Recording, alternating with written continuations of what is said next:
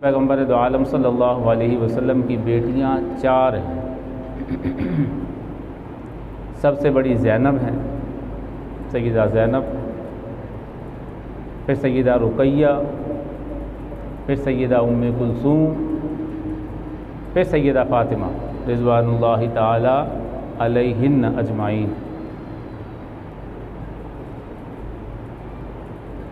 सैयदा ज़ैनब का निकाह अबुल आस से हुआ और पैगम्बर दो आलम सल्लल्लाहु अलैहि वसल्लम की दूसरी बड़ी बेटी का निकाह सैयदा रुक़ैया का पैगम्बर दो आलम सल्लल्लाहु अलैहि वसल्लम ने सैयदना उस्मान रज़ी अल्लाह ताला अन्हु से की। हिजरत हो गई, मदीना चले गए। जब पैगम्बर दो आलम सल्लल्लाहु अलैहि वसल्लम ने पहली जंग लड़ी है, जंग बदर, इस्लाम का ऐसा मार्का है कि जो सबसे पहली जंग है, और पैगम्बर दो आलम सल्लल्लाहु अलैहि वसल्लम ने जितने लोग तैयार हो सकते थे उनको तैयार किया और बदर के मैदान में आके कुफार का मुकाबला किया। लेकिन इस जंग में सैयदना उस्मान रज़ी अल्लाह ताला अन्हु शरीक नहीं हो सके। इसकी वजह क्या है कि जब पैगम्बर दो आलम सल्लल्लाहु अलैहि वसल्लम इस जंग के लिए तशरीफ़ ले जा रहे थे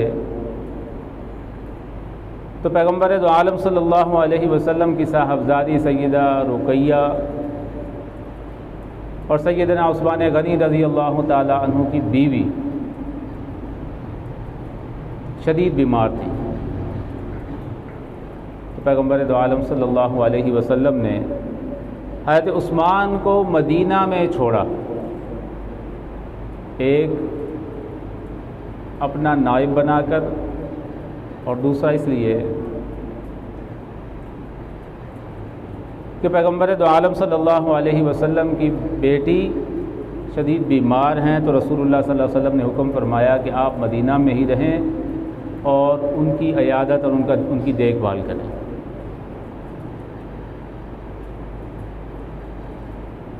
यहाँ तक कि मुहद्दिसीन ने लिखा कि माले गनीमत और जंग से हिस्सा उसको मिलता है जो जंग में शरीक होता है। लेकिन सैयदना उस्मान गनी रज़ी अल्लाह ताला अन्हु बावजूद इस बात के कि जंग में शरीक नहीं हुए, मदीना से बाहर नहीं निकले, पैगम्बर दो आलम सल्लल्लाहु अलैहि वसल्लम ने उनको बाकायदा पूरा हिस्सा दिया माले गनीमत का। इसकी वजह क्या है कि सैयदना उस्मान गनी रज़ी अल्लाह ताला अन्हु अपनी मर्ज़ी से जंगे बदर से पीछे नहीं रहे, मदीना में नहीं रहे। वो पैगम्बर दो आलम सल्लल्लाहु अलैहि वसल्लम के हुक्म की वजह से रुके हैं। इस वजह से नहीं कि मेरी बीवी बीमार है, बल्कि इसलिए कि पैगम्बर दो आलम सल्लल्लाहु अलैहि वसल्लम ने ये हुक्म फरमाया है कि तुम मदीने में रहो और अपनी बीवी का ख्याल रखो। और मुहद्दिसीन ने लिखा कि जब पैगम्बर दो आलम सल्लल्लाहु अलैहि वसल्लम जंग बदर से वापस मदीना पहुंच रहे थे तो रसूलुल्लाह सल्लल्लाहु अलैहि वसल्लम की ये साहबजादी सैयदा रुक़ैया, उनका इंतकाल हो गया और उनको उस वक़्त दफन किया जा रहा।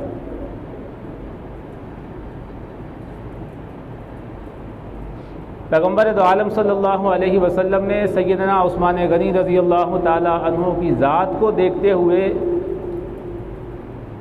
उनकी शख्सियत और उनके किरदार को देखते हुए,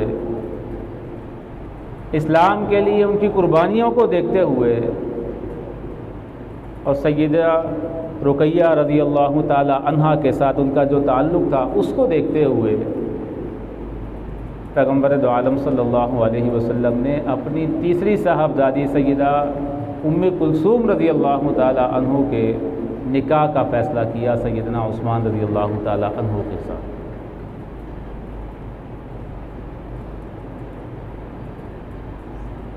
पैगम्बर दो आलम सल्लल्लाहु अलैहि वसल्लम की दो साहबजादियों सैयदा रुकैया और सैयदा उम्मे कुलसूम, इनका निकाह पैगम्बर दो आलम सल्लल्लाहु अलैहि वसल्लम ने सैयदना उस्मान के साथ किया।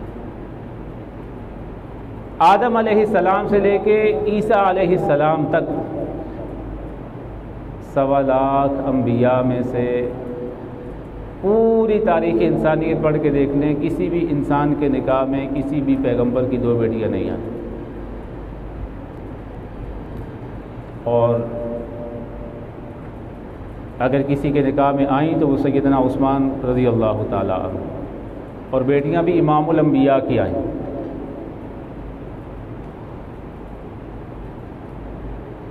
और यहाँ तक कि जब थोड़े ही अरसे के बाद पैगम्बर दो आलम सल्लल्लाहु अलैहि वसल्लम की तीसरी साहबजादी सैयदा उम्मे कुलसूम का भी इंतकाल हो गया। ये अलग बात है कि किसी दिन इस पर भी बात हो सकती है कि पैगम्बर दो आलम सल्लल्लाहु अलैहि वसल्लम की जो औलाद है उनकी उम्रें थोड़ी ही थी। सबसे छोटी सैयदा फातिमा है, उनकी भी उम्र थोड़ी ही है।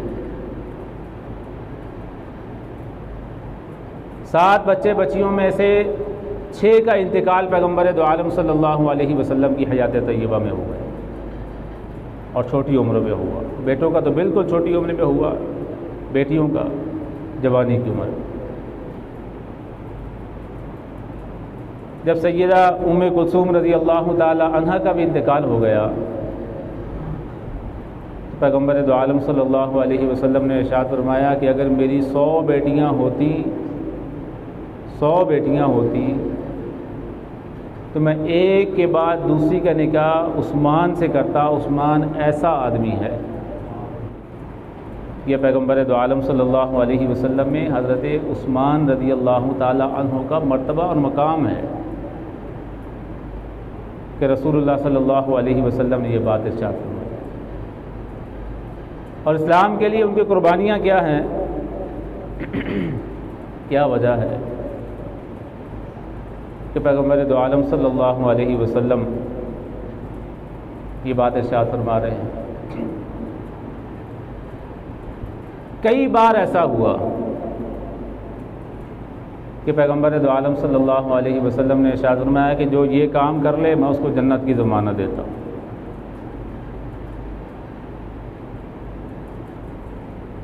मदीना में चले गए, मस्जिद नबवी की तामीर हो गई।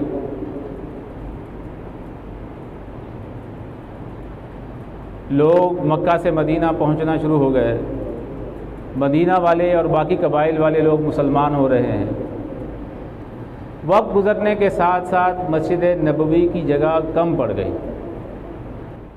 तो सैयदना उस्मान रज़ी अल्लाह ताला अन्हु ने सबसे पहली तौसी जब मस्जिद नबवी की हुई तो अपने माल से ज़मीन ख़रीदी और मस्जिद के लिए वक्फ़ कर दी।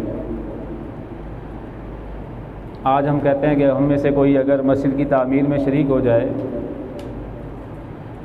तो क़यामत तक उसको सवाब मिलेगा। आम मस्जिद में कोई भी ये हो या कहीं भी चंद ईंटें ही लगा दी, कुछ रुपए ही दे दिए, वो कहता है कि अगर अल्लाह ने इसको कबूल कर लिया तो मेरी निजात के लिए काफ़ी है। तो अंदाज़ा करें कि वो मस्जिद की जिसमें एक नमाज पढ़ने का सवाब 50,000 नमाज पढ़ने का सवाब। सैयदना उस्मान रज़ी अल्लाह ताला अन्हु ने वो जगह ख़रीदी और मस्जिद के लिए वक्फ़ कर दी, अकेले ने। फिर थोड़ा ही अर्सा गुज़रा कि मदीना में एक कुआं है जो एक यहूदी की मलकियत है। अब जैसे इस्लाम फैल रहा है, जिस तरह मक्का में कुफार को तकलीफ़ थी, इसी तरह जब मदीना में आए तो यहूदियों को सबसे बड़ी तकलीफ़ है, जैसे आज भी है कि ये बाहर से आए हैं हमारे इलाके के अंदर और लोग आए दिन इनके साथ जुड़ते जा रहे हैं। तो जिससे जो बन पाता है वो करने की कोशिश करता है कि किस तरह मैं मुखालफत कर सकता हूँ। अब एक कुआं है मदीने में जिसका पानी मीठा है, वो एक यहूदी की मलकियत है, और हाल ये है कि वो उस कुएं का पानी बेचता है, और जब पानी बेचता है तो मुसलमानों को पानी बेचते हुए भी वो तंग करता है। पैगम्बर दो आलम सल्लल्लाहु अलैहि वसल्लम को जब इस बात का अंदाज़ा हुआ कि ये सूरत हाल है और मुसलमानों को तकलीफ़ है, पानी के बगैर गुजारा नहीं, पैगम्बर दो आलम सल्लल्लाहु अलैहि वसल्लम ने मस्जिद नबवी में ऐलान फरमाया कि कौन है जो इस यहूदी से इस कुएं को ख़रीदे, मैं उसको जन्नत की ज़मानत देता हूँ, मैं उसको जन्नत की ज़मानत देता हूँ। सैयदना उस्मान गनी रज़ी अल्लाह ताला अन्हु खड़े हुए, यहूदी के पास गए, उससे सौदा तय किया, और वो ऐसा शातिराती में कहने लगा कि मैं बेचूंगा तो सही, लेकिन आधा बेचूंगा। किस तरह कि एक दिन तुम्हारा हिस्सा है, दूसरे दिन मेरा हिस्सा है, और मकसद ये था कि माल भी आ जाएगा, कुआं बिक भी जाएगा, और मेरे बाद में भी आमदनी आती रहेगी, मैं बाद में पानी बेचता रहूँगा। सैयदना उस्मान गनी रज़ी अल्लाह ताला अन्हु ने इसी बात पे उससे ख़रीदारी कर ली कि ठीक है, आधा बेच लो। और जब कुआं ख़रीद लिया तो सैयदना उस्मान गनी रज़ी अल्लाह ताला अन्हु ने अपने बारी पे सब के लिए ऐलान कर दिया, चाहे कोई मुसलमान हो या गैर मुस्लिम, वो आए और पानी ले जितनी उसकी ज़रूरत है। अब जब यहूदी के दिन की बारी आई तो उसने पानी लेने के लिए कोई नहीं आया, इसलिए कि उन्होंने सैयदना उस्मान गनी रज़ी अल्लाह ताला अन्हु की बारी पे पानी सब ने अपने लिए ले लिया। वो सारा दिन बैठा रहा, और फिर जब इस हालत को देखा तो वो इस बात पर मजबूर हो गया, कहने लगा कि आप ऐसा करो कि मुझसे पूरा कुआं ही खरीद लो। हालांकि जब सैयदना उस्मान रज़ी अल्लाह ताला अन्हु ने उससे पहले कुआं ख़रीदा आधा, तो जिन्होंने पानी लेना था वो तो उस दिन ले रहे थे, लेकिन पैगम्बर दो आलम सल्लल्लाहु अलैहि वसल्लम ने इस अमल पे चूँकि जन्नत की बशारत दी थी, सैयदना उस्मान रज़ी अल्लाह ताला अन्हु दोबारा उस कुएं को ख़रीदने के लिए तैयार हो गए, और दोबारा उससे जो उसने मुँह मांगे, उससे पैसे मांगे, उसको दिए, और उस कुएं को ख़रीद के सब के लिए वक्फ कर दिया। मैं चंद वाक़यात जो बड़े बड़े हैं उनका तज़किरा सैयदना उस्मान गनी रज़ी अल्लाह ताला अन्हु के हवाले से कर रहा हूँ। और फिर एक जंग है जिसे जंग तबूक कहा जाता है, रूम के ख़िलाफ़ पैगम्बर दो आलम सल्लल्लाहु अलैहि वसल्लम को अल्लाह रब्बुल आलमीन ने वही के ज़रिए इत्तला दी कि जो ईसाई हुक्मरान है रूम का, वो हमले का इरादा कर रहा है। पैगम्बर दो आलम सल्लल्लाहु अलैहि वसल्लम ने उससे पहले हमले का इरादा कर लिया, तो बजाय इसके कि वो मदीना पे हमला आवर हों, हम उसके ऊपर जाके हमला करें। रिवायात में आता है कि 30,000 का लश्कर पैगम्बर दो आलम सल्लल्लाहु अलैहि वसल्लम ने तैयार किया, और लोग तो तैयार हो गए लेकिन सामान जंग नहीं है। पैगम्बर दो आलम सल्लल्लाहु अलैहि वसल्लम ने चंदे के लिए, जंग के लिए चंदे का ऐलान फरमाया, और ये वही जंग है कि जिसमें रिवायात में आता है कि सैयदना अबू बकर सिद्दीक़ रज़ी अल्लाह ताला अन्हु अपने घर का सारा सामान लेकर आए थे, और सैयदना उमर रज़ी अल्लाह ताला अपने घर का आधा सामान लेकर आए थे, और ज़हन में ये था कि आज मैं अबू बकर से नेकियों में बढ़ जाऊँगा। ये वही जंग है। सैयदना उस्मान रज़ी अल्लाह ताला अन्हु आए पैगम्बर दो आलम सल्लल्लाहु अलैहि वसल्लम के दरबार में, और आके 10,000 ऊँट पूरे सामान के साथ, जंगी सामान के साथ, कि जो मुजाहिदीन शरीक हों, उन्हें किसी भी चीज़ की ज़रूरत ना पड़े, यहाँ तक कि जूतियों के तस्मे तक सैयदना उस्मान गनी रज़ी अल्लाह ताला अन्हु ने जंग में दिए। 70 घोड़े दिए और 1000 दीनार दिया। फरमाया कि आज के बाद उस्मान का कोई अमल उस्मान को नुकसान नहीं पहुँचाएगा। मतलब क्या है? मुहद्दिसीन किराम ने लिखा कि अगर आज के बाद उस्मान कोई गुनाह का अमल भी करे तो अल्लाह उसको नामा अमाल में गुनाह नहीं नेकी शुमार करे। ये अलग बात है कि सय्यदना उस्मान रज़ी अल्लाह ताला अन्हु से गुनाह कैसे हो सकता है। 10,000 ऊँट पूरे सामान के साथ, 70 घोड़े और 1,000 दीनार ग़ज़वे तबूक में सय्यदना उस्मान गनी रज़ी अल्लाह ताला अन्हु ने पैगम्बर दो आलम सल्लल्लाहु अलैहि वसल्लम के हुक्म पर इस्लाम के लिए और मुसलमानों के लिए पेश किए। सिर्फ 3 वाक़यात, बेशुमार अभी और भी हैं, वक्त कम है। ये सारी बात करने का मकसद क्या है? मकसद सिर्फ कहानी और किस्से सुनाने तो नहीं। मकसद क्या है कि हम पैगम्बर दो आलम सल्लल्लाहु अलैहि वसल्लम के इन यारों का, इन दोस्तों का, इन सहाबियों का मकाम पहचानें कि उनका मकाम क्या है, इस्लाम के लिए उनकी कुर्बानियाँ क्या हैं, पैगम्बर दो आलम सल्लल्लाहु अलैहि वसल्लम की नज़र में उनका मकाम क्या है, अल्लाह के यहाँ उनका मकाम क्या है। और जब ये सब कुछ है तो हमें इनके साथ किस तरह का ताल्लुक़ बनाना है। हमारा हाल तो ये है हमारे माशरे के अंदर कि कल 18 ज़िलहज थी, सय्यदना उस्मान गनी रज़ी अल्लाह ताला अन्हु की शहादत का दिन था, और हमारे मुल्क में ही एक तबका ऐसा है कि जिसने इसको ईद के तौर पे मनाया और वो इसको ईद गदीर कहते हैं। तफसील से फिर कभी बयान करूँगा कि एक तरफ सय्यदना उस्मान गनी की शहादत का दिन है और उस दिन एक मकतबा फ़िक्र उसको ईद गदीर कह रहा है। क्या कि गदीर के मकाम पे हज से आते हुए, वापस आते हुए पैगम्बर दो आलम सल्लल्लाहु अलैहि वसल्लम ने 18 ज़िलहज को सय्यदना अली उल मुर्तज़ा शेर खुदा करमल्लाहु वजहहु के हवाले से एक बात इरशाद फरमाया। और बात क्या है? फरमाया कि मन कुन्तु मौलाहु फहादा अलीयुन मौला, मैं जिसका मौला हूँ अली उसका मौला है। इस बात का कौन इनकार कर रहा है? ये 18 ज़िलहज को हो गया, ठीक है, रसूलुल्लाह ने इरशाद फरमाया, ठीक है, लेकिन इसका मतलब ये है कि उस दिन को ईद बना दिया जाए, और वो दिन भी तब हो कि जिस दिन सय्यदना उस्मान रज़ी अल्लाह ताला अन्हु की शहादत का दिन हो। झूठ बोलते हैं, धोखा देते हैं। खुशी इस बात की मना रहे हैं कि आज उस्मान शहीद हो गए, अब खलीफा अली बने।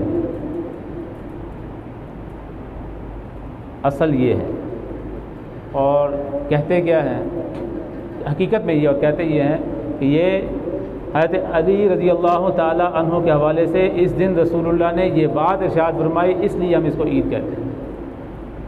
हालांकि इससे बड़ी बात रसूलुल्लाह पहले कह चुके हैं, उस दिन को ईद क्यों नहीं कह रहे? ये छोटी बात है। फरमाया कि जिसका मैं मौला हूँ अली उसका मौला है। एक हदीस में इससे पहले पैगम्बर दो आलम सल्लल्लाहु अलैहि वसल्लम ने इरशाद फरमाया कि अली आप मेरे लिए मूसा व हारून की तरह हैं। जब पैगम्बर दो आलम सल्लल्लाहु अलैहि वसल्लम ने मुआख़ात कायम फरमा दी, एक मुहाजिर को एक अंसारी का भाई बना दिया, तो सय्यदना अली रज़ी अल्लाह ताला अन्हु बच गए। पैगम्बर दो आलम सल्लल्लाहु अलैहि वसल्लम ने कहा कि आप मेरे भाई हैं, और फरमाया कि आप मेरे लिए मूसा और हारून की तरह हैं, कि जिस तरह मूसा अलैहिस्सलाम के लिए अल्लाह रब्बुल आलमीन ने उनके भाई हारून को भी उनके साथ लगाया। अगर दलील के एतबार से देखा जाए, वज़न के एतबार से देखा जाए, तो जब पैगम्बर दो आलम सल्लल्लाहु अलैहि वसल्लम ने अली को ये कहा कि आप मेरे लिए मूसा और हारून की तरह हैं, तो हारून अलैहिस्सलाम तो नबी थे, उनको तो अल्लाह ने नबी बनाया। मूसा अलैहिस्सलाम के कहने पर अल्लाह से दुआ की कि अल्लाह मेरे काम में मुझे मेरे भाई को शरीक कर दे ताकि मेरा काम आसान हो जाए। अल्लाह रब्बुल आलमीन ने उसको कबूल कर लिया और हारून अलैहिस्सलाम को भी उनके साथ नबी बना दिया। अगर वज़न के एतबार से देखा जाए, अल्फाज को देखा जाए, तो ये मौका ज़्यादा बेहतर था ईद कहलाने का, लेकिन इस दिन को ईद नहीं कह रहे। ईद कब किस दिन को कह रहे हैं? जब सैयदना उस्मान गनी रज़ी अल्लाह ताला अन्हु शहीद हो रहे हैं, और उस वक़्त जब ये फिर अगले जुमे इंशाअल्लाह कोशिश करेंगे कि इस बात की तफसील बयान करें कि ये क्यों हुआ, कैसे हुआ और करने वाले कौन थे। 40 दिन तक जो पानी घर में मौजूद था उसके अलावा एक गिलास पानी का नहीं जाने दिया है। करबला में हुआ जो कुछ हुआ हम उसको बयान करते हैं, जो मदीना में हुआ, रसूलुल्लाह के शहर में हुआ और सैयदना उस्मान के साथ हुआ, हम समझते हैं कि तो वो हुआ ही नहीं। और फिर ये कि वहाँ हज़रत हुसैन की मदद करने वाले अब्बास थे, यहाँ उस्मान की मदद करने वाले अली और हसनैन थे। रिवायात में आता है कि सैयदना अली मुर्तज़ा रज़ी अल्लाह ताला अन्हु ने सैयदना हसन और हुसैन को हज़रत उस्मान रज़ी अल्लाह ताला अन्हु के घर के बाद पहरे के लिए खड़ा किया, लेकिन बागियों ने हमला छत से किया। इसलिए ये जो दिन गुजारा गया है, अपने आप को, अपने दिमाग को, अपनी नस्लों को इस तरह के सारे गंद से पाक रखें। हम जो दिन मनाते हैं वो इस्लाम में जिनकी इजाज़त है, रसूलुल्लाह ने जो दिन मनाए हैं, सहाबा किराम ने जो दिन मनाए हैं। और सबसे बड़ी बात यह है कि जिस ज़ात के हवाले से कहा जा रहा है कि आज ईद गदीर है, वो हज़रत अली है। हज़रत अली के बारे में कहा जाता है कि उन्होंने एक किताब लिखी जिसका नाम है नहजुल बलागा, उनकी तरफ मंसूब की जाती है कि उनमें उनकी बातें और उनके खुतूत और उनके खुतबात मौजूद हैं। तो क्या उनकी किताब में ये बात मौजूद है कि सैयदना अली रज़ी अल्लाह ताला अन्हु ने अपनी खिलाफत मिलने से पहले या खिलाफत मिलने के बाद या उनकी औलाद में से सैयदना हसन हुसैन ने या बाद के अइम्मा में से किसी ने इस दिन को बतौर ईद मनाया हो? ऐसा नहीं है।